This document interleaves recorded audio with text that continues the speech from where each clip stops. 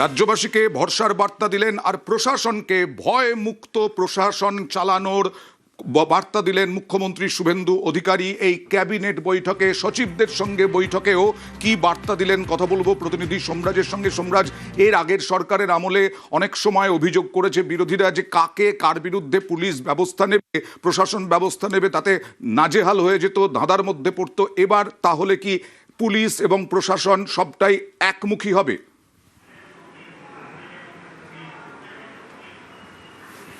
দেখো, মুখ্যমন্ত্রী শুভেন্দু অধিকারী সচিবদের সঙ্গে প্রায় 1.5 ঘন্টার বৈঠক করলেন এবং সচিবদের সঙ্গে যে বৈঠক করা হয়েছে, যেটা সূত্র মারফত জানা যাচ্ছে, সেই বৈঠকে ভয়হীন অর্থাৎ ভয় মুক্ত পরিবেশে তাদের কাজ করতে বললেন। অর্থাৎ কোনো রকম ভয়ের বাতাবরণ থাকবে না কোনো দপ্তরেই।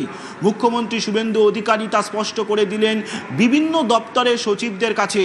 তিনি আজকে যখন সচিবদের সঙ্গে বৈঠক করেন, যেটা সূত্র মারফত জানা যাচ্ছে, সেখানে তিনি বলেন যে এবার থেকে সরকার যা করবে সবটাই লিখিতভাবে হবে, সব দপ্তরের কাছে লিখিতভাবে নির্দেশ যাবে, কোনো মৌখিক নির্দেশে কোনো রকম কাজ হবে না।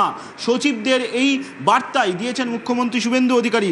তিনি এটাও বলছেন যে যখন কোনো সচিব মনে করবেন যে তার কাছে আসার দরকার, সরাসরি অ্যাপয়েন্টমেন্ট নিয়ে চলে আসবেন তার কাছে। তিনি এটাও জানিয়েছেন সচিবদেরকে যে খুব আর্জেন্ট হলে, খুব দরকার হলে তারা সরাসরি চলে আসতে পারেন তার কাছে।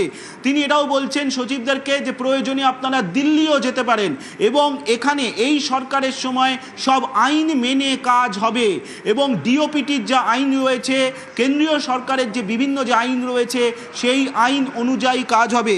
তিনি এটাও বলেছেন যে অ্যাডমিনিস্ট্রেশনে রিফর্ম হবে এবং খুব শীঘ্রই কোন মন্ত্রী অর্থাৎ সচিবদেরকে পরিচয় করিয়ে দেবেন তার দপ্তরের মন্ত্রীরা কারা হবেন, অর্থাৎ নির্দিষ্ট সচিবের দপ্তরের মন্ত্রী কারা হবেন সেটা তিনি খুব তাড়াতাড়ি পরিচয় করিয়ে দেবেন। তিনি এটাও বলেছেন যে নিয়োগ একটা বড় সমস্যা রয়েছে, এক্ষেত্রে প্রত্যেকটি দপ্তরের নিয়োগের সমস্যা তিনি দ্রুত মেটাবেন।